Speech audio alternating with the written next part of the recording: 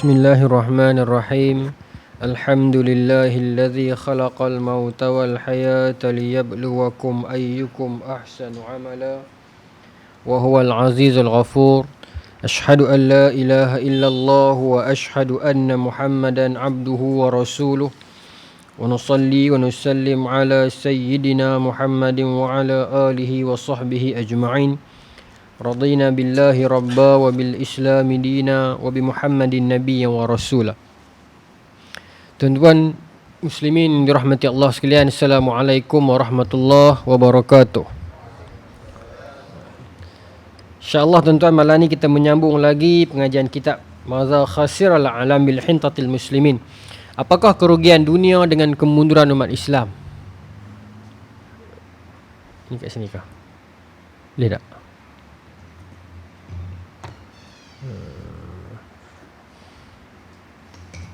Okey. Maka tuan-tuan, kita nak sambung muka surat 164 noh, masih lagi di dalam saya undur sikit. Masih lagi di dalam bab dia dalam satu topik kecil, masih di dalam pasal kedua yang bab dia keruntuhan dalam kehidupan umat Islam.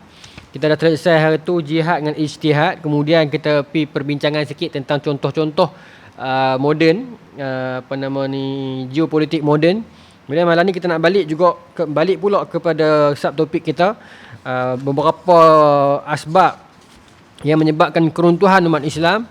Antaranya yang kita dah sembang, yang kita dah bincangkan hari tu, perpindahan kepimpinan kepada orang ahli kepada yang bukan ahli. Bila mana orang yang bukan ahli memegang satu-satu portfolio itu, apa kesan dia. Kemudian musuh-musuh Islam yang berusaha memalsukan Islam. Malam ni kita nak masuk kepada, saya dah masuk dah sikit hari tu, tapi saya nak pergi sikit lagi yang ni. So tadi malam ni macam ni tuan-tuan, kita nak pergi sikit yang ni, kemudian saya terus nak pergi kepada satu topik yang satu lagi ni, yang lebih yang tentang ilmu praktik. Tak apa, kita habis yang ni dulu, tentang menjauhkan agama dari gelanggang politik. Baik. Ni antara sebab-sebab keruntuhan umat Islam, ni antara yang dilistkan oleh Maulana Abu Hasan Ali An-Nadwi. Antaranya topik seterusnya ialah menjauhkan agama dari gelanggang politik. Mereka yang berkuasa setelah masa Khulafaur Rasyidin. Khulafaur Rasyidin kita dah tahu dah, itulah empat itulah, Sayyidina Abu Bakar, Sayyidina Umar, Sayyidina Uthman, Sayyidina Ali. Cuma ada ahli sejarah mengatakan ada seorang lagi. Kalaulah ada seorang lagi, siapa? Umar Abdul Aziz. Kalaulah ada seorang lagi lah. Kalaulah ada kata lima, orang tu adalah Umar Abdul Aziz. Umar Abdul Aziz ialah pemerintah Bani Umayyah. Baik. Setelah kekuasaan Khulafa' Ar-Rasyidin berakhir, mereka berusaha untuk memisahkan agama dari gelanggang politik. Bermaksud yang datang sesudah Khulafa' Ar-Rasyidin itu berusaha untuk memisahkan agama daripada politik. Tapi statement ni sebenarnya dia general lah. Sebenarnya di dalam celahan itu ada beberapa pemerintahan yang ada sebentar Sayyidina Hasan pernah merintah sebentar sebelum dia bagi bai'ah dia kepada Muawiyah. Dan dalam celahan itu Abdullah bin Zubair pernah naik sebentar dan dibai'ah. Cuma dia tak dapat bai'ah daripada penduduk Syam. Dan dalam celah-celah itu kita kena akui Muawiyah bin Abi Sufyan, khalifah daulah Muslim yang pertama, daulah Islam yang pertama. Dia sahabat Nabi dan dia juga banyak sumbangan kepada Islam. Cuma yang datang sesudah itulah, macam Yazid apa semua ni pun banyak jasa juga kepada Islam. Cuma macam mana yang saya katakan, tak tahulah orang politik ni kadang-kadang tuan-tuan, kita nampak macam zalim, nampak macam ganas, tapi hakikatnya kadang-kadang mereka ni baik. Kadang-kadang sama-sama mereka boleh bertepuk bertampak. Tapi bila tengah-tengah gelanggang mereka bergaduh, mereka macam singa kan. Itu kalau Melayu. Kalau Arab lagilah kan. Kalau nak dikatakan Muawiyah itu jahat, dia sahabat Nabi. Kalau nak dikatakan Yazid itu jahat, dia yang menjaga kebajikan anak cucu Ahlul Bait selepas pada peristiwa Karbala itu. Dan dia juga komander perang ketika mana Islam serang Konstantinopel yang paling awal tahun 44 Hijrah awal lagi. Jadi orang baik-baik juga. Tapi dia pun ada hak dia juga. Tapi saya nampak dalam era ini kadang-kadang pemimpin bawah ni, tapi yalah, nak dikatakan pemimpin atas semua bagus pun tidak, teruk juga. Dia secara general lah begitu. Contoh kalau kita nak dikatakan Hajjaj bin Yusuf As-Saqafi teruk. Banyak kita baca tentang sejarah dia yang teruk. Tapi ada juga beberapa siri sejarah dia yang baik. Lepas tu pula saya cuba nak ajak tuan-tuan fikir. Banyak penulisan tentang Hajjaj ini yang menggambarkan dia teruk ditulis pada zaman Abbasiyah. Bila mana ditulis pada zaman Abbasiyah? Abbasiyah ni musuh Umayyah. Hajjaj ni gubernur Bani Umayyah. Ada tak probability untuk Abbasiyah gambarkan Hajjaj ni teruk ya? Baik tak ada? Ada. Ha? Sejarah was written by sejarah ditulis oleh orang yang menang. Ya? Dia bukan saya nak kata Hajjaj ni baik semua, tidak. Tapi nak mengatakan dia jahat sangat. Adakah ada kemungkinan ada sebab kalau kita jumpa dalam tarikh Dimash, dalam Wifayat Al-A'yan, beberapa kitab-kitab yang awal lagi menggambarkan kebaikan dia. Ya? Jadi di sana kita cuba fikir tu kan. Macam itulah bila setengah penulisan tentang Melayu misalnya kan. Bila digambarkan tentang British, tentang Portugis, tentang Belanda bagaimana. Kemudian penceritaan sejarah yang berkisar dengan orang Melayu ni kan, kelemahan orang Melayu. Contoh kita baca tentang Raffles yang ditulis Melayu itu malah. Bila kita baca melihat kepada faktor tempat dan masa dia, yes betul malas, tapi bukan malah reja. Malah reja dengan kerajaan penjajah lah. Sebab orang Melayu banyak tanah, banyak bendang, banyak benda yang mereka boleh buat. Ada sampan, ada kapal boleh turun pelok sendiri. Orang Melayu dulu tokek, kerja sendiri. Pasal tu kalau kenduri kenara, mereka tak heran boleh bantu orang kampung seminggu, boleh bantu pasal mereka kerja sendiri, ada tanah sendiri. Jadi sebab tu mereka malah, bukan malah kerja kerajaan penjajah. Nah, jadi mereka rajin, cuma malah kerja kerajaan. Jadi kalau kita tengok kepada konteks, maka kita akan dapat lihat itu kebenaran dari situ. Macam ada perselisihan baru-baru ni tentang dhaif dengan palsu tu, ada keduduk satu rumah ataupun tidak. Dia ialah definisi. Kalau kita nak tengok definisi siapa kan yang baru-baru ni kan, biasalah tu itu baik juga tu, harmoni juga tu, perbahasan tentang hadis dhaif ini, hadis palsu ni dhaif ataupun tidak. Saya ingat itu okey lah, sebab bagi korang bagi orang clear kan. Sikit-sikit tu kira okey lah, adalah sikit-sikit perli-perli tu kan, tapi okey lah juga bagi orang faham. Tapi kalau kita nak melihat jalan yang lebih harmoni, kalau kita minta hadis palsu itu adakah dia dhaif ataupun tidak, menurut definisi siapa? Menurut definisi mutaqaddimin, yes, dia masuk bawah payung tu. Tapi menurut definisi mutaakhirin dan muasirin, ulama dah keluarkan dia palsu duk rumah yang lain. Jadi sebenarnya okey lah. Jadi kalau kita melihat kepada zaman, melihat kepada konteks, kita akan dapat, saja saya nak kongsi dengan tuan-tuan sikit. Tadi lah kata tak ada idea malah ni. Dulu tadi dapat idea. Contoh kita melihat kepada konteks Melayu, cerita Melayu sikit. Ada mazhab yang mengatakan hang tuah itu tak wujud. Berdasarkan beberapa penulisan, beberapa pembuktian. Contohnya, cerita tentang hang tuah 5 bersaudara ni sebiji macam cerita pendekar-pendekar di Jawa, hikayat Panji Semarang.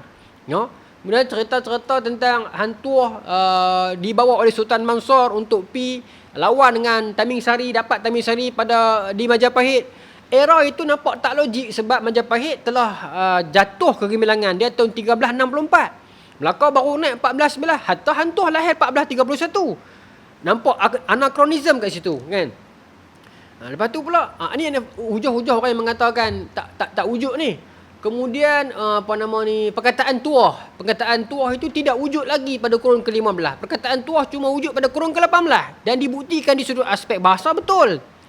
Tetapi ejaan tawaha tu memang ada. Dan dalam bahasa Melayu Sanskrit, tawaha tu boleh dibacakan tuha ataupun tuh, T-U-H. Dan kalau tuha bermaksud lelaki yang baik, kalau tuh bermaksud sandaran kepada sultan. So, kedua-dua maksud ni pun betul lah kalau bagi saya. Kalaulah batang tubuh, kalaulah hang tuah itu tak wujud, barangkali lelaki itu wujud. Faham tak? Barangkali lelaki itu, kalaulah dia bukan hang tuah pun, tetapi lelaki itu, that particular man itu ada. Sebab banyak rujukan premier luar negara kebanyakan. Dalam negara ni dia sekunder.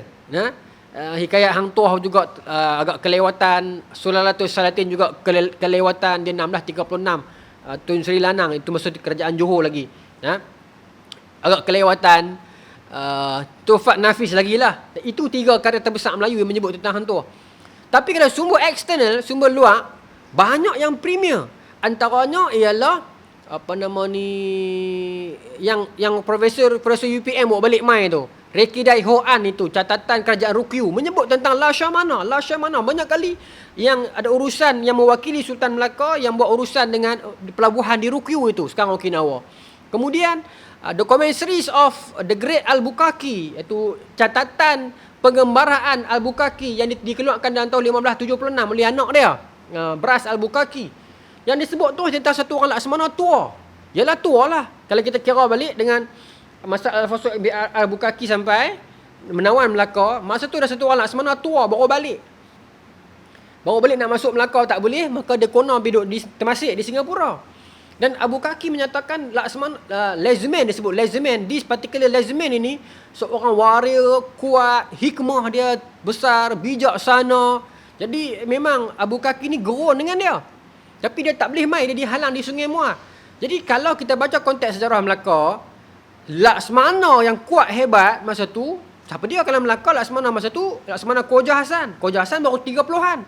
Dikatakan Laksamana umur 80, tolak balik, laki tu lah. Kalau bukan hantuah pun, lelaki itulah yang dirujuk sebagai hantuah oleh kita ni. Kan? Mungkin lelaki tu dah ada. Kalau kita setuju dengan pendapat yang kata perkataan tuah tak wujud, yes, mungkin nama dia lain. Tetapi itulah lelaki yang kita rujuk sebagai tuah itu. Dah faham kan? Jadi maksudnya, saya nak abang malam ini, kita nak kena tengok satu-satu benda pakai kacamata zaman itu, baru kita tak jadi sengketa. Sebab dalam rujukan-rujukan luar pula, dalam Rekadai Hoan semua tu, disebut hantuah ni pernah sampai menghadap Sultan Rom dan buat kerja haji pada tahun 1480. Lepas tu dia pergi di Mesir. Era itu 886 Hijrah. 886 Hijrah di Mesir. Ketika itu era Imam Suyuti apa semua tu. Imam Suyuti meninggal 911. 911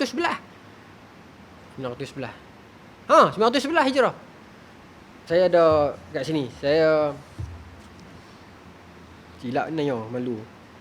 911. Imam Suyuti meninggal 911 Hijrah. Bermaksud dia lahir 849, 886 hantuah di Mesir. Ada kemungkinan jumpa, tak tahulah. Tapi dia pergi di Mesir. Sebelum tu dia pergi buat kerja haji. Jumpa dengan Syarif Ahmad, disebut dalam hikayat. Jadi Syarif Ahmad, kalau ikut secara kronologi sejarah, memang pemerintah Khadam Haramain yang dihantar oleh Uthmaniyah disebut Syarif. Tidak, zaman Wahabi semua tu Syarif Ghalib peringkat awal. Kemudian Syarif Hussein pada revolusi Arab. Jadi ada kena ada kat situ. Dan lepas pada itulah yang dia balik mai. Dia balik mai itu sambung dengan Commentaries of Bukaki tu, kata laki tu baru balik mai. Padahal masa Bukaki ni tulis dengan masa Rekidai Hoan itu, depa tak pakat pun. Tidak berpakat untuk mengadakan watak ini. Tetapi tiba-tiba watak ini dia ni sebut Laksamana, dia ni sebut Lezeman, dan timing tu nampak tally. Kan? Jadi bila kita tengok pada satu sudut, betul. Tapi orang yang mengatakan tak wujud pun tak salah. Tapi mungkin perkataan itu tak wujud. Mungkin kisah 5 orang tu tak wujud sebab kisah 5 bersaudara ni tuan-tuan tak banyak. Sikit dah peringkat awal kan. Kemudian banyak hantuah pi solo lah. Mungkin band dah berpecah, hantuah pi solo lah banyak. Banyak kisah hantuah solo. Itu saja yang memerlukan pemurnian balik. Tuan-tuan, ambil lah seorang satu. Tapi tak banyak, ada 9 ke 10. Ada saya dalam buku ni. Yang imam tu. Sebab geng-geng Tamawakan ni banyak yang beli awal hari tu, so tak sempat nak bagi ni kan. Siapa yang ada, dan tak ada, minta maaf. Saya tersedik dalam ni. Saya kat rumah lagi, ambil lah. Simpan buat kat saya kan. Ada lagi di rumah. Itu saya susun ikut timing tu. Baik. Kat saya tak simpan tu, tak apalah. Belakang pun boleh, depan pun sama. Cuma kat belakang tu saya sort ikut kota. Kan? Yang depan tu dia lebih umum lah. Cuma dekat belakang tu ada satu mistik. Yang belakang tu Imam Abu Daud tu. Kurun tu betul, cuma tahun wafat tu saya silap sikit. Saya baru check balik, salah. Sebenarnya typo, tapi bila typo tahun ni lari terus jadi salah kan. Baik. Tapi kurun yang betul lagi lah, dia lari sikit je. Baik. Okey, tak apalah saya nak sambung ini lah. Okay, jadi kita faham lah, bila kita tengok pada satu sudut, okey, kita faham. Memang peringkat awal Bani Umayyah itu ulama era itu, okey, saya nak masuk poin yang ni. Yang saya bagi gambaran tadi tu. Ulama ketika itu lagi ramai tuan-tuan, zaman salafus soleh, bahkan tabi'in yang awal, bahkan sahabat pun ada lagi peringkat awal itu. Depa ni lagi dah hebat. Tapi depa undur, depa tak mau rapat dengan umara. Kita baca kisah Tawus bin Kaisan kan. Kita cerita dah di surah ni dulu kan. Bagaimana depa menjauhi diri. Imam Abu Hanifah sampai dicambuk sampai terkeluar bau. Pasal apa? Pasal apa? Jadi macam tu. Ya, baik. Kita baca ha. Okey.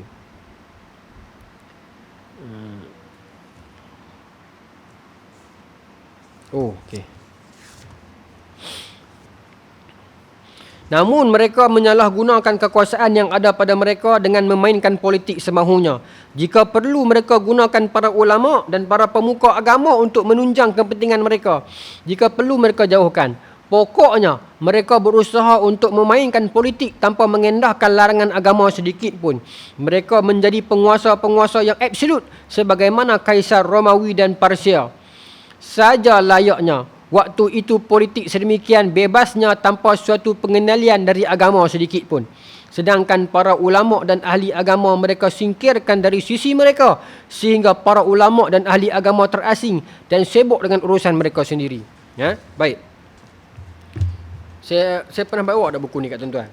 Saya tak ingat. Tapi ini dia adalah kertas kerja, dia perbukukan. Ya. Saya baca sikit lah.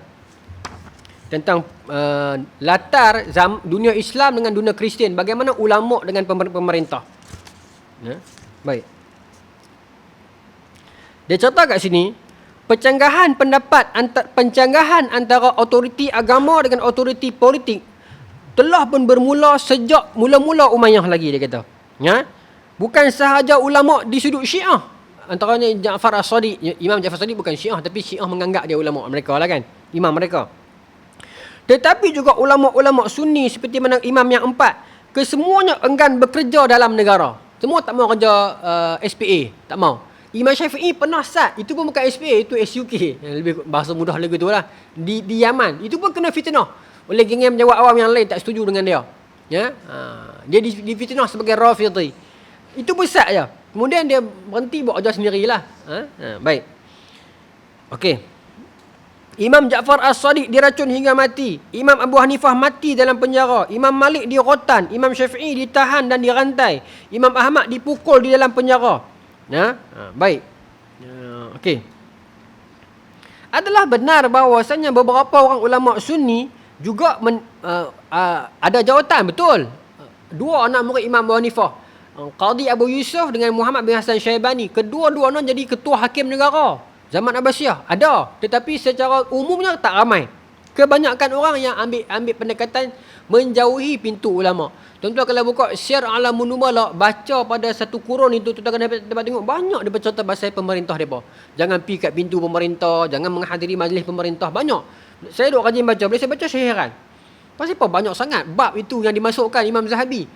Quotation depa tentang menjauhi pintu pemerintah.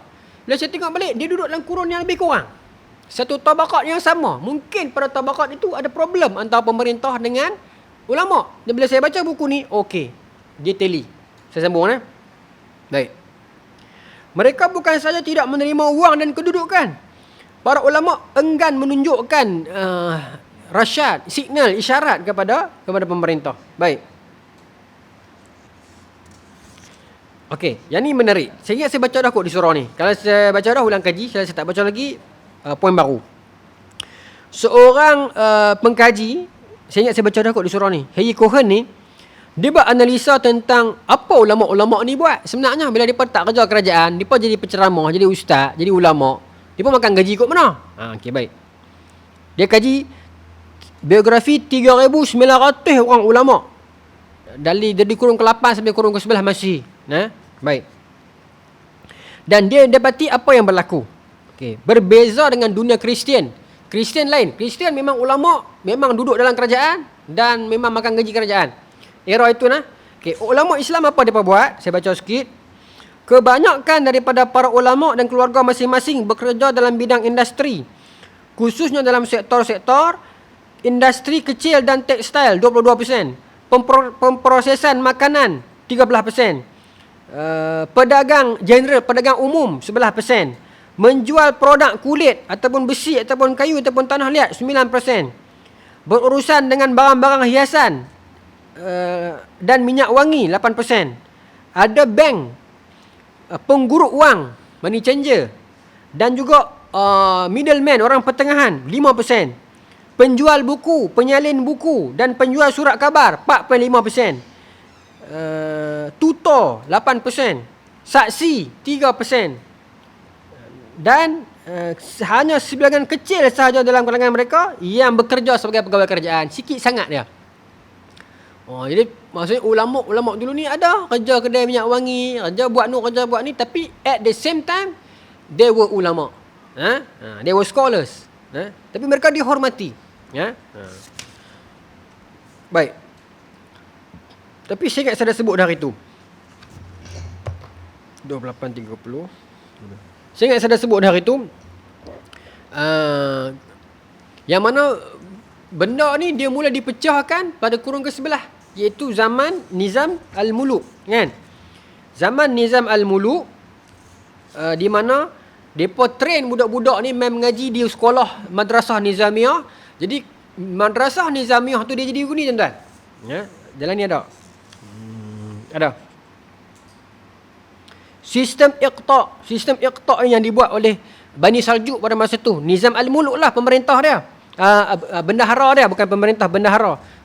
Pemerintah dia macam Sultan Ali Arsalan dan semua tu. Tapi ingat, bendahara Nizam Al-Muluk. Ingat nama ni sampai bila-bila. Ni seorang bendahara yang sangat pakar. Nadi kepada Bani Saljuk. Seperti mana Tun Perak menjadi nadi kepada Melaka. Lebih kurang lah Nizam Al-Muluk.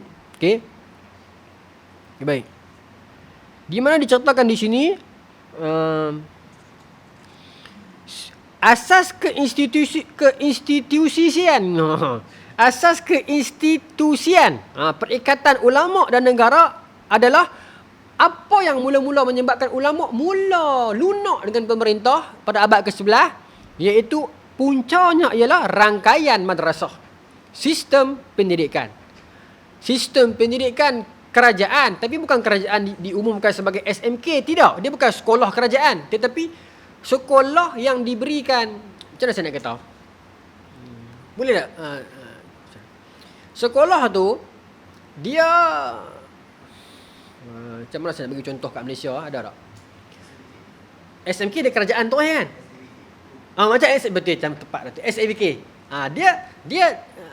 Dia macam dapat fund juga kerajaan. Gaji cikgu kerajaan. SMK sedap. Saya baru nak cari contoh. Terima kasih doktor. Betul. SMK sedap.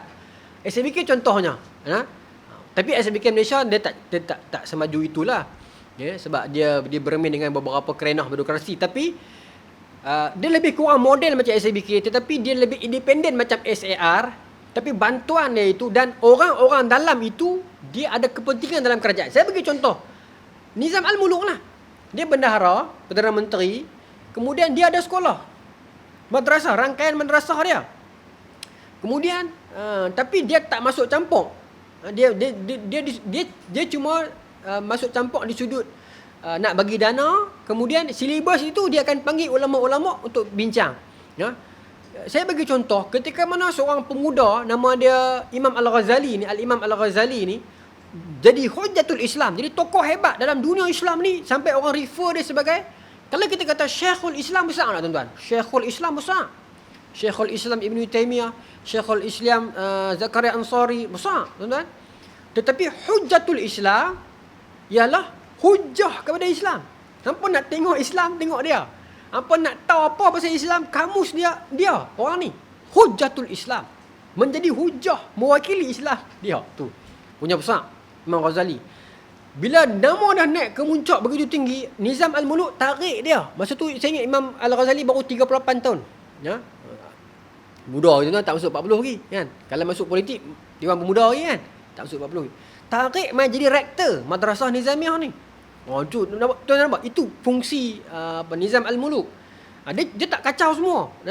Tapi jadi bila budak-budak ni membesar, dia mesra kerajaan, kemudian dia belajar dalam suasana yang kondusif, ulama-ulama ada kebebasan untuk mengajar. Yang akhirnya bila budak-budak ni keluar, dia tak anggap kerajaan tu musuh dia. Maka dia ada kesinambungan untuk masuk kerja kerajaan. Itu permulaan sejarahnya bagaimana ulama-ulama kerja kerajaan. Kalau tanya di Malaysia, apa sejarahnya banyak ustaz kerja kerajaan? Kalau tanya saya, Tun Abdullah Ahmad Badawi. Sebab konsep Jeqaf dia, konsep kafar dia kan, Jeqaf lah tu kan. Kemudian konsep SABK dia menyebabkan ramai ustaz-ustaz lulusan luar negara Timur Tengah dulu yang balik tak ada kerja, hanya sekadar jadi penceramah, sekarang depa kerja kerajaan. Kalau kita sejarah di sudut kita, kalau video ni ditonton lagi 50 tahun, kalau tak kiamat lagi, orang akan dapat tahu sejarah ni daripada kita. Itu zaman itu dasar dia. Kita kena banyak kenal pasal Tun Abdullah Ahmad Badawi ni tu. Ramai orang kurang cerita pasal dia. Sebenarnya banyak dasar-dasar dia yang tak populis, tetapi orang kita banyak dapat kesan benefit dia. Baik. Okey. SABK sedap yang tu. Baik. Maka permulaan itu menyebabkan mulalah benda ni dipakai. Tapi tuan-tuan, yang lagi best dia, macam mana saya baru ni saya duk sembang dengan seorang. Saya minta maaf, saya tak ingat sungguh siapa. Hari raya. Adik-beradik ke, kawan ke, tak ingat. Tapi saya memang sembang pasal ayak lah. Dia bincang, hari raya dia bincang kata, Malaysia ni kita too depend on ayak, sungai. Kalau lah jadi apa-apa kat sungai, habis kita. Sedangkan negara-negara luar dah mula dah buat sistem kan, pecahkan ayak laut tu jadikan, dia ada kaedah dia tu saya pun tak tahu lah.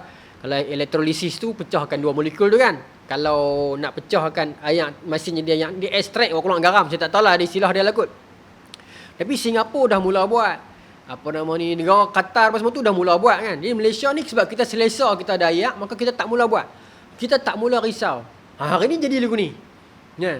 Benda yang di luar jangka, kata kerajaan Kedah dan kerajaan Pulau Pinang, sama dua-dua kata kan. Jadi contoh-contoh ayak surut kan. Pintu tu pecah di luar jangka. Pecah dalam keadaan musim kemarau kan. Tak apalah, tapi baru kita panik. Oh, kita tidak ada sumber air. Tuan-tuan, sebagaimana Allah boleh datangkan air daripada mana-mana dalam peristiwa banjir Nabi Nuh, dalam celahan jari Rasulullah SAW, daripada celahan batu Nabi Musa, seperti mana ayak Allah boleh bawa mai daripada mana-mana, begitu juga ayak Allah boleh hilangkan ke mana-mana. Kita tak boleh kata alah ayak kering naik pergi awan, lama-lama dia hujan juga. Allah boleh buat dia hilang nowhere. Seperti mana Allah boleh bawa mai dia nowhere. From nowhere, dia boleh hilang nowhere. Masa tu tuan-tuan, baru kita tahu. Bila kita tak ready. Baik. Lepas tu sembang tentang institusi pendidikan. Dia sebut tentang institusi pendidikan tuan-tuan. Dia nak pergi kepada bab selepas ni. Jadi saya KIV pergi bab lepas ni lah. Pasal institusi pendidikan. Saya nak habis sikit, 2-3 baris ya. Maka, berbeza dengan zaman itu dengan zaman sekarang. Zaman sebelumnya sampai permulaan kurun ke-11 masih barulah ulama-ulama mula rapat dengan pemerintah. Baik. Okey. Kemudian berbeza dengan Kristian. Bila mana Kristian pula ulama dengan umarak ni berebut tempat dalam pentas politik. Satu dia memang purely politician, satu dia scholars, tetapi masing-masing nak duduk tempat yang ada kuasa. Depa berseteru. Dalam kes Islam depa mengelak. Okey, baik. Apa jadi? Okey. Gereja Katolik dalam tahun 1059 buat satu peraturan untuk hadkan campur tangan orang politik dalam pelantikan padri. Sebelum tu orang politik masuk campur nak lantik padri. Lantik geng-geng dah, kroni. Jadi geng-geng agama ni buat satu dekri halang orang politik masuk. Satu. Okey. Kemudian dalam tahun itu juga dikeluarkan papal decree, satu decree mengatakan kat sini pemilihan pos ni nak nombor satu depa tu kan. Pop lah kan. Selalunya yang duk pilih pos ni ialah para, kita kata apa, kardinal kan. Kita kena tengok gambar Angel and Demon, Tom Hanks tu kan, yang depa undi ramai-ramai buh tu kan. Itu depa bakar. Kalau keluar asap hitam tu kira undi tu batal. Ada tuan-tuan kena tengok gambar tu. Dan gambar tu tidak ada unsur-unsur lucuh apa semua, boleh tengok lah. Jadi apa nama, dia bukan nak suruh nak tengok, nak tengok, nak tahu macam mana perjalanan depa tu, bishop apa semua tu, kardinal, proses pelantikan depa tu menarik juga. Bukanlah menarik, maksud tengoklah untuk ilmu kita, untuk kita nak tahu. No? Apa nama ni, dan depa pun tuan-tuan tahu lah, Vatican sekarang ni dah jadi negara sendiri kan. Kalau lah Mekah dengan Madinah boleh jadi negara sendiri kan, usul kat PBB, seperti mana Vatican boleh jadi negara sendiri, kita ada Mekah, Madinah, independent country kan. So Saudi tak boleh, tapi tak tahulah, tapi Saudi pun jaga okey juga kan. Tak tahulah, tak tahu. Cuma kita duk risau pelan-pelan mai Salman apa semua, anak Salman ni jadi makin risau pula kan. Tapi susahlah PBB nak benarkan. Dia macam kes apa tuan-tuan? Macam kes Aceh dengan Timor Leste lah. Aceh tuntut orang lama dah, tak dapat. Tapi Timor Leste dapat. Pasal Timor Leste ni dia tak ada ramai orang Islam macam Aceh kan. Jadi kalau tambah satu dari negara Islam, bermaksud tambah satu kerusi Islam. Konsep PBB macam parlimen kita kan, boleh tambah satu seat Islam walaupun negara tu kecil. Itu isu dia. Lepas tu PBB tak bagi mudah nak tambah negara Islam. No? Baik, tak apalah. Balik pada yang ni. Jadi mereka buat satu dekri untuk halang pemerintah kacau pelantikan Padri nombor 1. Baik. Namun King Henry keempat berkeras dan masuk campur juga dan berlaku peperangan mereka. Baik. Kemudian pada era post Gregory tahun 1073 ni, dia keluarkan 27 perintah yang menegaskan bahawasanya hanya pos adalah satu-satunya yang kakinya boleh dicium. Tak tahu ni kahak dia Kristian ya. Dan hanya dia seoranglah yang boleh pilih para bishop, para kardinal ni. Ya. Kerajaan tak boleh masuk campur. Dan pos ada kuasa nak menggulingkan maharaja. Itu. Maksudnya saya nak bagi kat tuan-tuan gambaran dua zaman ni, satu zaman tapi dua alam ni, satu barat, satu Islam. Satu geng ulama tarik diri, tak mau masuk campur. Satu geng ulama dia macam ditekan oleh pemerintah tapi dia nak melawan balik. Ya? Dia agresif. Akhirnya pos Gregory ni digulingkan, dibunuh oleh Henry. Yang akhirnya orang politik dia ada kuasa, dia ada wang. Orang agama dia ada apa tuan-tuan? Dia ada pengaruh. Ya? Akhirnya dia digulingkan. Ya? Baik. Perseteruan antara pos dan monarki berterusan sampai awal abad ke-12. Itu yang berlaku dalam dunia Kristian. Panjang lagi lah, saya tak baca semua tu. Baik, itu yang berlaku dalam dunia Kristian. Bermaksud apa yang Maulana Abu Hasan Ali An-Nabwi kata dalam ni, dia percaya bahawasanya kejatuhan Islam pada era yang dibincangkan zaman kejatuhan ini pasca Khulafa' Ar-Rasyidin adalah kerana bila mana ulama jauh daripada pemerintah. Namun ironinya, sejauh mana kita kata jatuh pun tidaklah serendah hari ini. Kalau tanya saya lah. Sebab hari ini kita berhadapan dengan krisis di Sudan, Palestin masih lagi terjajah, Syria masih lagi belum selesai, Rohingya lagi, banyak krisis-krisis umat Islam yang saya kira lebih parah daripada yang sedang ditulis dan dibaca kita ini. Sebab sejauh mana kita nak kata kita teruk pun, tapi ada kala pada zaman-zaman tertentu kita ada Baitul Hikmah, kita ada Andalus, kita ada Al-Hamra, kita masih melahirkan ulama-ulama semisal Al-Ghazali, Al-Farabi, Ibn Sina, Al-Kindi, Al-Jazari, Ibn Haytham, apa semua ni, Jabir Ibn Hayyan. Banyak kan. Kalau nak dikatakan itu jatuh, law ni apa? Kan? Kalau nak katakan itu ialah zaman kita mundur, law ni zaman apa? Ya? Baik. Saya sambung topik seterusnya. Topik seterusnya ialah sifat jahiliah masih bercokol. Cokol ni apa? Masih berada dalam diri penguasa. Saya nak skip yang tu. Okay, nanti kita boleh selit-selit je. Saya nak pergi kepada kurangnya perhatian pemerintah terhadap ilmu praktik yang bermanfaat. Ini best. Para ahli fikir Islam yang ada pada masa itu banyak yang tidak memperhatikan dan mempelajari ilmu pengetahuan yang bersangkutan dengan Islam. Ya? Pada masa itu. Tapi lepas pada itu adalah. Saya ingat selepas zaman Harun al-Rashid, itu di Abbasiyah, di Andalus juga, zaman-zaman kegemilangan Andalus pun ada juga sumbangan. Sebab dalam ni Profesor Ahmad Tikuru kata apa, pada abad ke-9 dia susah kat sini tuan. Yang ni dia pakai Masih, yang ni dia pakai Hijrah. Pada abad ke-9 dan ke-12 hingga ke-12, Eropah mengalami keadaan sosio-ekonomi dan saintifik yang inferior jika dibandingkan dengan dunia Islam. Mengenai kadar literasi, perpustakaan Muslim seperti di Baghdad, Kairah dan Cordova mempunyai ratusan ribu buku, manakala perpustakaan di Barat hanya mempunyai kurang daripada 600 buku.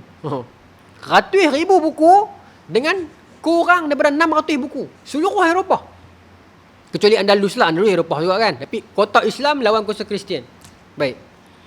Sedangkan orang Eropah Barat, umat Islam mula menghasilkan kertas pada abad ke-8. Sedangkan orang Barat Eropah perlu 5 abad selepas itu untuk menghasilkannya. Sebab tu tuan-tuan, bila kita patah balik tengok sejarah, yang mendominasi banyak kitab-kitab ilmu semua Islam. Semua Islam. Tapi mai era hujung ni kita tertewas. So, tuan baca buku Ibn Rijal tu, yang Islam Muslim Krisih tu. Tak habis lagi buku tu, berlambak lagi dia umur. Tengok dah 400 lagi saya kira malam. Sorry, bukan 400, 300 lagi. Di mana dalam buku tu penulis tu dia mulakan dengan turning point Islam daripada duk kontrol dunia. Dia kona kat mana dia jatuh tu, kona patah tu kat mana. Tuan-tuan baca buku tu. Kat sini dia kata apa? Dari segi perbandaran, urbanisasi, Muslim dekat Cordova ada 450,000 orang. Di Constantinople 300,000 orang. Sedangkan kota Eropah Barat terbesar Palermo ni di Itali kan? Palermo. Kota Eropah yang terbesar Palermo ni Itali kot, susah nama-nama macam ni. Itali no? Hanya mempunyai 75,000 orang. Maksudnya perbandaran itu kan, perbandaran kan menyebabkan orang pergi ramai. Jadi Barat tak jadi macam tu. Orang Islam mula mengeluarkan shilling emas pada awal abad ke-9, sedangkan 4,5 abad sebelum Eropah Barat ataupun 4,5 abad selepas itu barulah Eropah berjaya menghasilkannya. Itu dia kata lagu tu pula. Baik. Nak pergi kepada sistem pendidikan. 8.40 isu 8.41, saya minta tambah sikit masa. Baik. Para ahli fikir Islam yang ada pada masa itu banyak yang tidak memperhatikan dan mempelajari ilmu pengetahuan yang bersangkutan dengan fizik dan ilmu teknik lainnya. Yang ni yang kita nak pi malam ni, yang saya nak pi, saya bawa 2-3 buku ni, saya nak cerita yang tu. Pada era, saya ingat mungkin Maulana menyebut tentang fasa permulaan Umayyah sampai nak start zaman-zaman. Kalau nak katakan zaman Baghdad pun hebat, fizik pun tak lagi. Sebab zaman itu dia lebih kepada falsafah, lebih kepada perbincangan hujah. Tapi yang ilmu yang disebut, yang dirujuk sebagai ilmu fizik dan ilmu praktik dan ilmu teknik, dia istilahkan begitu. Yang ni saya ingat, zaman, contoh tuan-tuan, kita duk sebut nama-nama macam Ibnu Haytham apa semua tu kan. Depa ni duduk pada satu sisi zaman yang Sasanid, Safawid, macam tu. Apa nama ni, Saljuk, kemudian Ayyubiyah lah.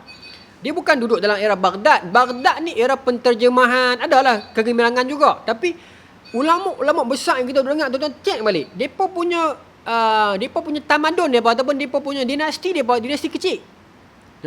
Okey, baik. Kat sini saya bawa contoh.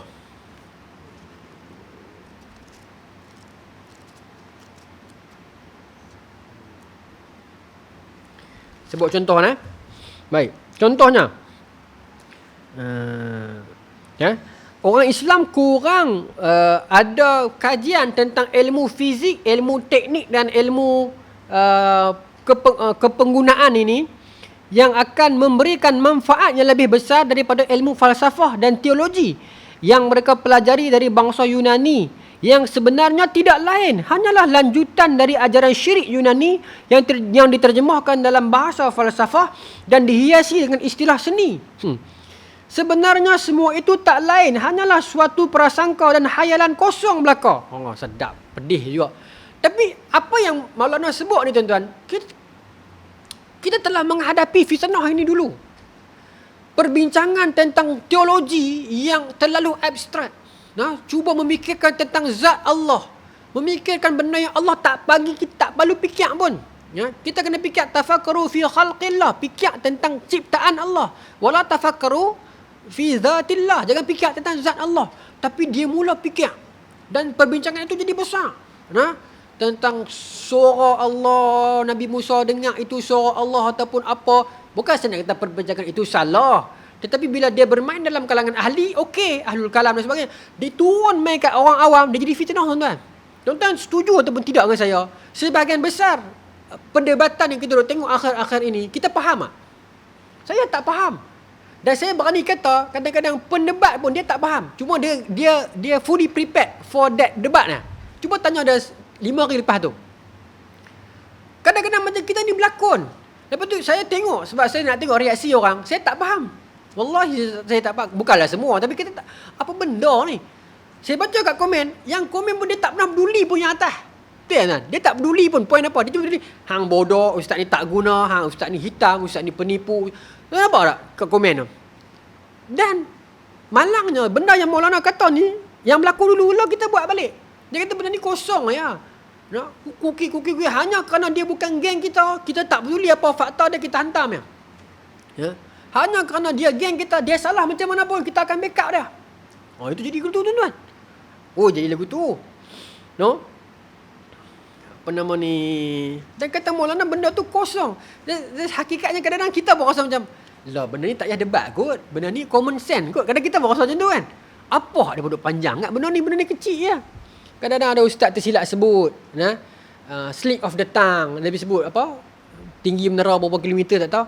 Dan ustaz pun dah perbetulkan dah. Cukup lah. Ustaz pun kata tersilap sebut. Okey lah. Dah, dia panjang sampai 2-3 tahun ni. Jadi begitu.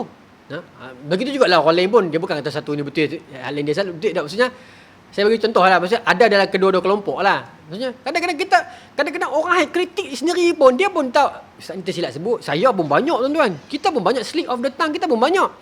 Tapi seolah-olah kita hukum dia macam dia salah besar. Kan?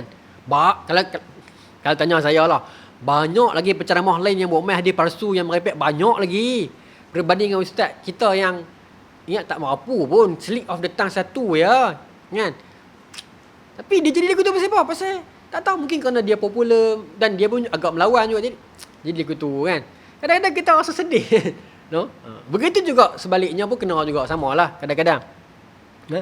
Kadang-kadang ada beberapa poin daripada kelompok ini juga yang betul pun kita tak terima pasal dia bukan geng kita. Jadi begitu. Dan perbahasan-perbahasan yang kadang-kadang kita rasa macam buang masa.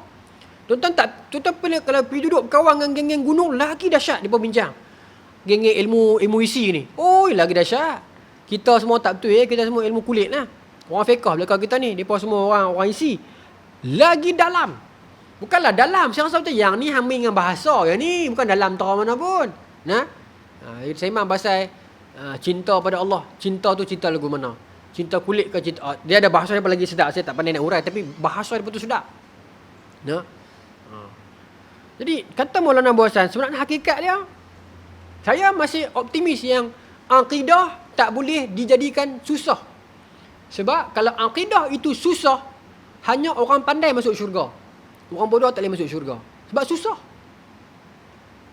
Jahat, bahaya. Tapi saya punya pendapat peribadi, kalau saya salah saya minta maaf.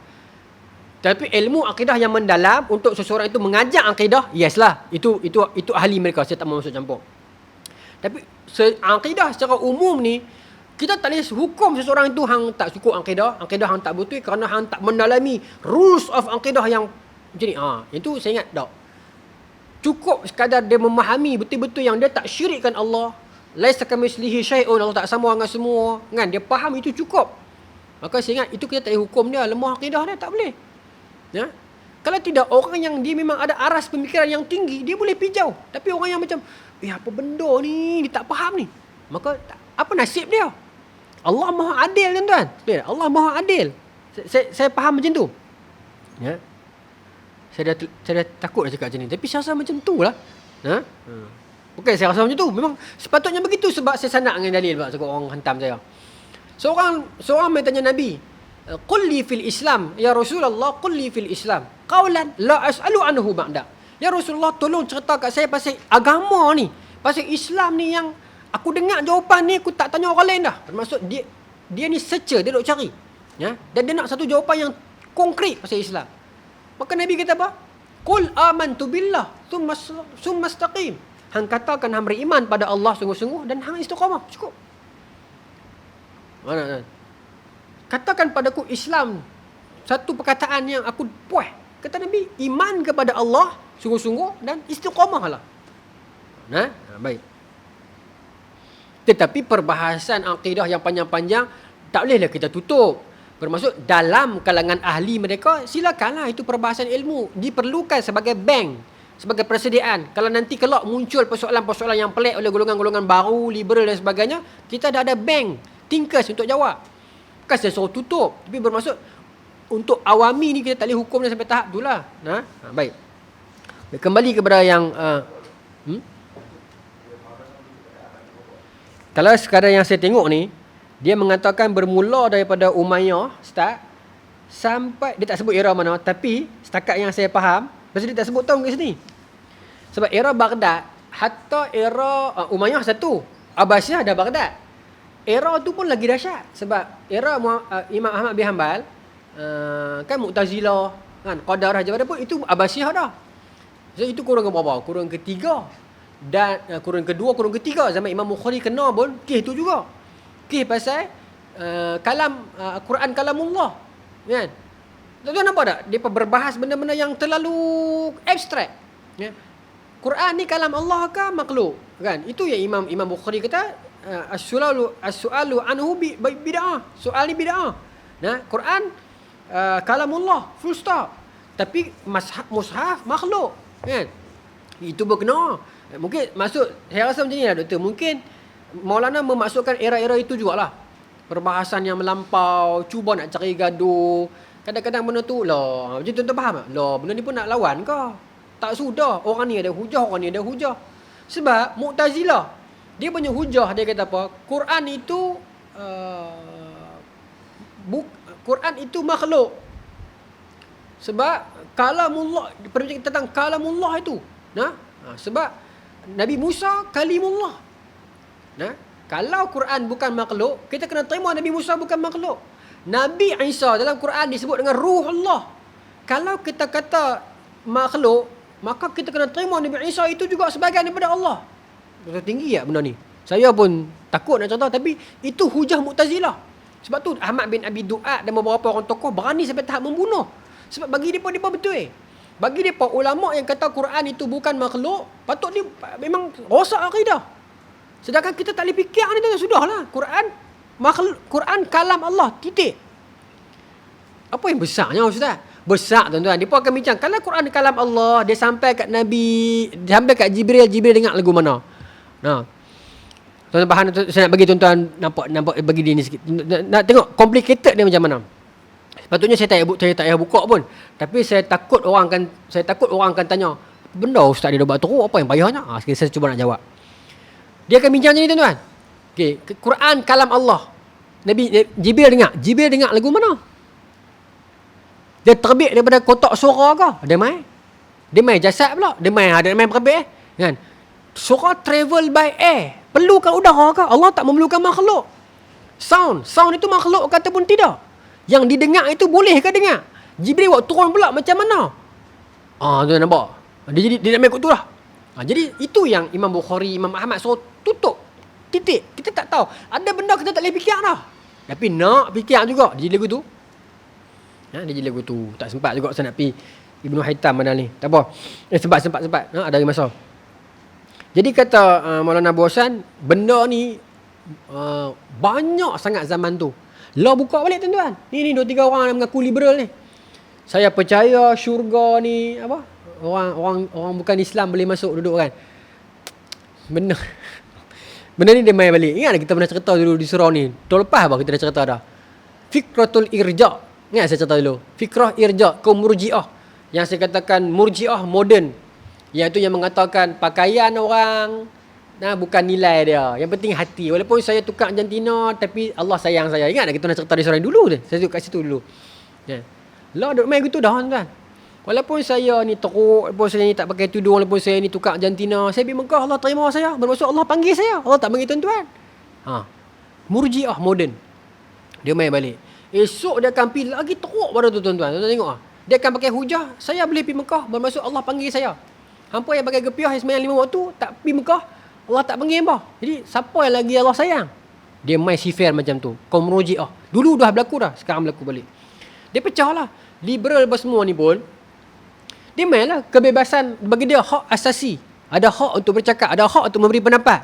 Ni dah kesan kita dulu duk. Apa pendapat anda? Apa pendapat anda? Mereka besar. Baik. Maka tuan-tuan, adakah orang bukan Islam akan masuk syurga? Betul lah, masuk lah. Kalau tanya dia apa? Cuba tanya Cina ke India. Masuk, you masuk syurga ke? Mesti masuk punya. Syurga dia lah, dia faham lah. Kan? Syurga yang hak Allah tu masuk tak masuk, itu milik Allah.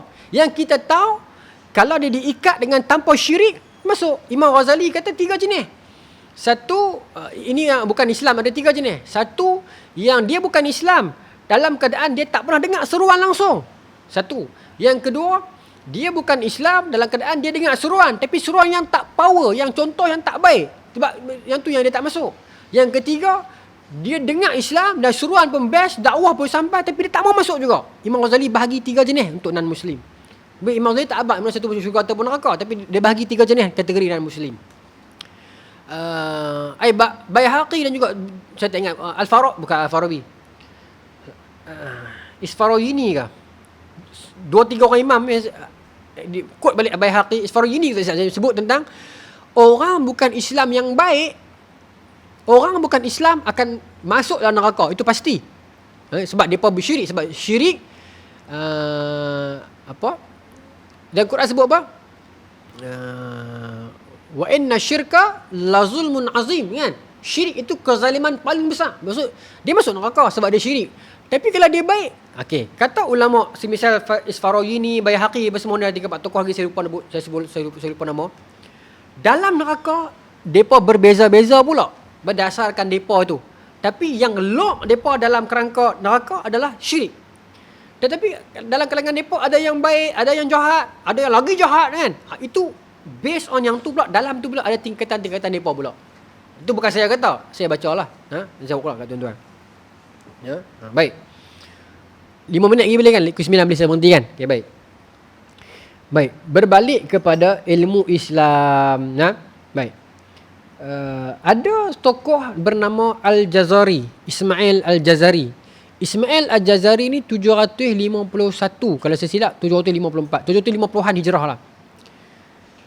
Dia tokoh yang sangat dahsyat. Saya nak cerita pasal dia, tapi memang tak sempat 5 minit. Saya ingat itu kita bawa bulan depan. Tapi sebelum saya nak cerita pasal dia, saya nak cerita pasal Ibnu Haytham. Ibnu Haytham ni, dia tahun 354. So dia mungkin dalam era tu juga, lepas pada tu sikit.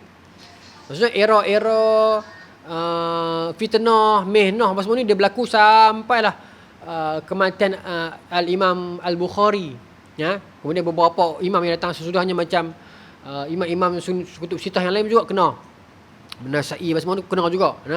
Cuma saya ingat permulaan kurun keempat itu slow sikit dah. Dan yang berjaya menghapuskan total perbincangan falsafah yang terlalu berlarutan ini tak lain dan tak bukan Hujjatul Islam lah, Al-Imam Al-Ghazali. Dia yang buat Maqasid Al-Falasifah. Dia bagi semua orang falsafah semua kata cantik. Ini orangnya. Tiba-tiba bila semua orang dah ikut dia, dia bagi tahafud Al-Falasifah. Dia bantai. Dia kata kemengarutan orang falsafah. Dia hantar balik. Maknanya apa? Imam Ghazali pakai kaedah, dia terjun masuk dulu, kawan, tarik semua duk geng dia. Lepas tu dia tibai terus. Dia tarik balik. Apa masuklah ikut perbincangan yang realiti. Boleh falsafah tapi not too abstract. Not too abstract. Tuan-tuan tengok perbincangan tentang makan, tempat Allah bertempat ataupun tidak. Tentang perbincangan makan itu saja berapa banyak teori keluar. Makanul adami, makanul apa. Banyak. Keluar. Jadi Al-Imam Ghazali masuk. Baik. Tapi Ibnu Haytham dia duduk dalam era 354 sampai 431. 74 itu umur dia. So dalam era ni tuan-tuan, Ibnu Haytham dia tak sebanyak Al-Jazari, tapi antara sumbangan dia. Saya baca sikit dia antara orang yang awal yang buat yang mengaplikasikan teknologi kincir angin. Baik. kat sini dia buatlah dia punya ilustrasi kincir angin tu. Ha? Kemudian dia menggunakan teknologi angin untuk buat menggerakkan penggiling gandum pakai angin, tak pakai elektrik. Tuan-tuan, hari ni kalau elektrik, hari ni tuan-tuan, betapa fragilenya umat sekarang, boleh buat tajuk, fragilenya umat sekarang. Apa benda pun tercabut satu, kita jam. Hari ni bila ayak tak ada, kita tak habis lah. Ayak tak ada, teruk kita. Hai, jangan kata ayak. Elektrik tak ada pun kita teruk. Hai, jangan kata elektrik. Internet tak ada pun kita teruk. Hai, jangan kata internet. WhatsApp tak ada pun kita teruk. Nampak tuan-tuan? Betapa fragilenya kita. Hari tu WhatsApp sejam kot dia blank. Bukan sejam, 12 jam, ingat tuan-tuan? Dia blank sat. Berapa ramai orang bisnes online rugi, bergaduh, suruh hara habis kerana salah faham. Hantar mesej tak sampai. Ingat tak masa tu WhatsApp? Baru WhatsApp. Hari ni jangan kata ayak, aircon tak ada pun bergaduh lah.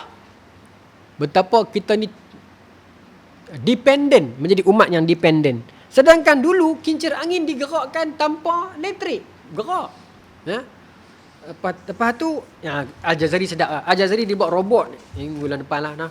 Macam mana dia bapak mekatronik. Dan saya rasa tak mustahil, tak melampau kalau kita katakan Al-Jazari itu Leonardo da Vinci kita. Bahkan lebih hebat lah. Minggu depan saya nak cerita pasal dia, bulan depan. Saya nak publish Ibn Haytham dulu. Ibn Haytham, satu dia buat kincir angin. Yang kedua, ya, dia yang buat, tuan-tuan tahu dekat apa nama, tuan-tuan tahu lah Big Ben. Big Ben ni kat mana? Kat London ke? London kan? Dia dah buat Big Ben dah dekat Damascus, kat Damsyik pada masa tu. Baik. Okey. Dia buat Big Ben, jam besar tu, jam berdentang, okey, di sebuah menara jam. Baik. Dan digerakkan oleh tenaga air, hidrolik. Ya. Itu yang dia buat. Baik. Kemudian ini disahkan oleh Ibnu Jubair yang Ibnu Jubair ni antara dia kembara dunia ni.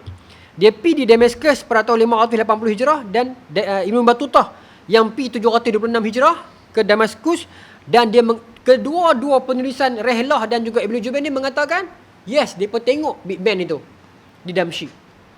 Ibnu Haytham kurung keempat, Ibnu Battutah kurung ke-8. Dia sampai di Damascus, dia tengok jam tu duk ada lagi. Yang kita tengok Big Ben besar sekarang di London tu kan, dah ada di Damsyik dulu. Ya. Baik. Kemudian ini lakaran dia lah. Lakaran jam besar tu. Baik. Okey, kemudian antara yang sangat menarik lagi yang Ibnu Haytham buat, dia buat inilah. Ibnu Haytham ni bila kita sebut Ibnu Haytham, kita ingat apa? Mata kan. Dia pakar mata. Ya. Dia buat sebuah manuskrip tentang berbola mata.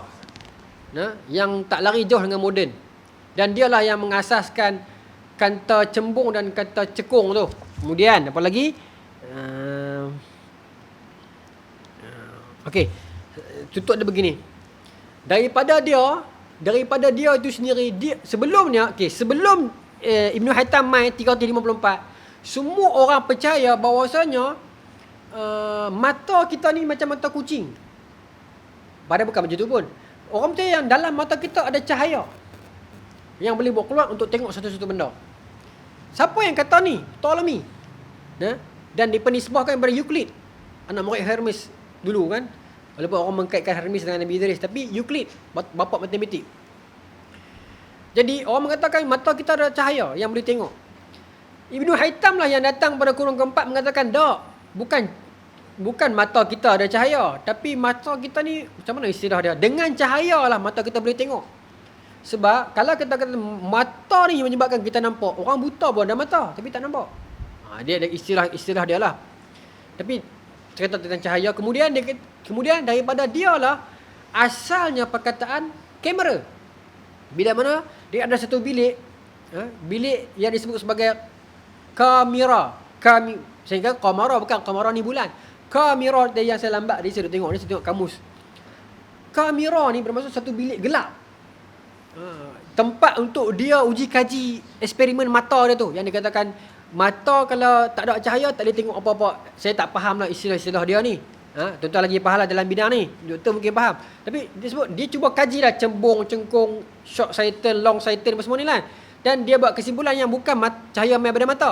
Kemudian dia cerita pasal keperluan kepada itulah benda-benda yang ni yang menjadikan kamera. Tapi manfaat dia sempena bilik dia tu, yang kamera tu, sebahagian menyetujui bahawasanya daripada situlah perkataan kamera keluar. Sempena bilik, Ibnu Haytham eksperimen dia yang dia gelapkan bilik dia tu untuk nak kaji pasal mata. Dan tak pelik kalau kita kata kamera yang bermaksud bilik itu orang Melayu pinjam jadi kamar. Kamar kita sebut kamar bilik. Kamar tu kamera, itu bilik, sebuah bilik yang kalau dalam kamus ni panjang lagi lah. Dia kata suatu bilik yang legap, yang tidak boleh ditembusi oleh dia kata apa? Kamara yakrumu kamaran fahuwa kamirun wa maf'ul makmurun. Okey, ghatta'u jiddan hatta la yazharu minhu syai'. Satu kawasan yang legap, yang tertutup semua sampai tak boleh tembus apa pun. Mungkin yang tu lah. Saya nak tengok ni tadi lambat tu. Nah, wallahu taala alam, saya terlajak 3 minit dah. Dan ilmu ini ada pada kurun keempat.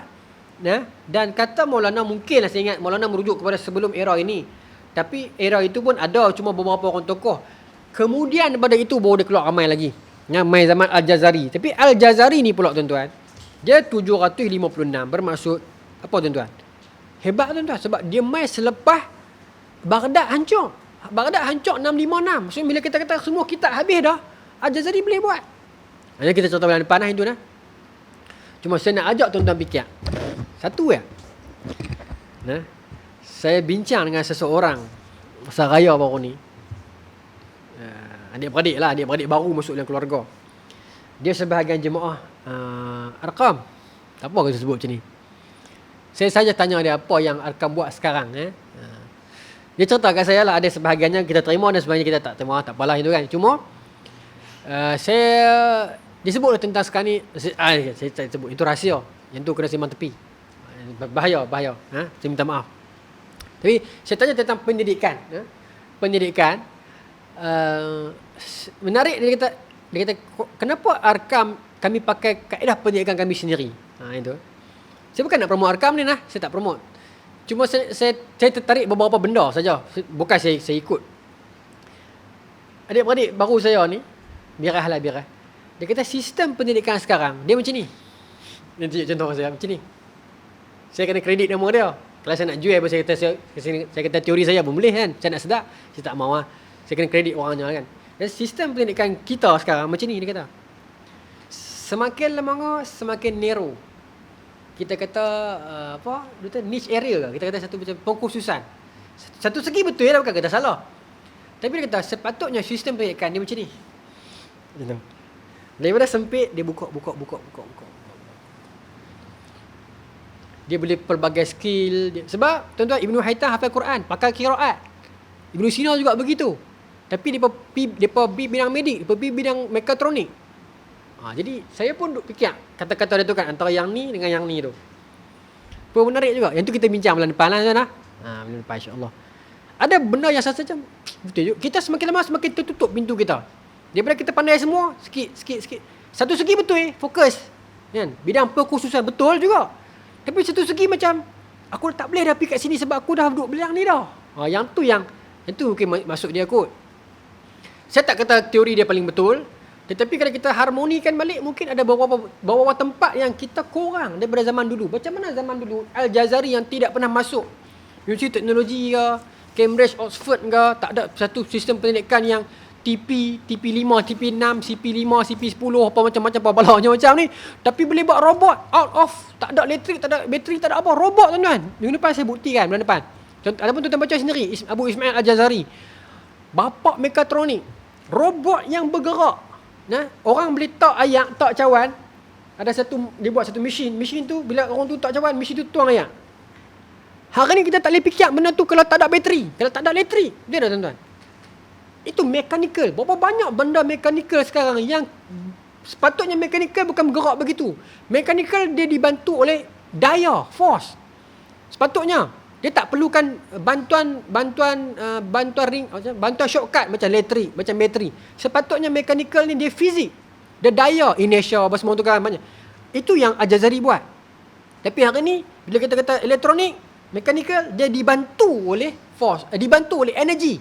Hakikat dia mechanical adalah force, daya. Oh, jadi jangan kuliah sains malam saya. Bulan depan tuan lah. Tapi saya minta lagi saya habis yang ini kita akan minum. Kalau ada minuman bang. Mungkin saya ceritakan saya dalam taman ni kan ramai yang engineer semua tu. Ajak saya sikit. Bulan depan saya tolong bentangkan tuan-tuan punya ni. Hak bidang tuan-tuan lah, engineering apa semua ni. Saya bukan ahli. Tapi tuan-tuan ajak saya lagi. Wallahu ta'ala alam. Bismillahirrahmanirrahim. Allahumma razuqna fahman nabiyyin wa ifdal mursalin wa ilmal malaikatil muqarrabin wahdina fi hidayatil arifin bi rahmatika ya arhamar rahimin. Walhamdulillahirabbil alamin. Assalamualaikum warahmatullahi wabarakatuh.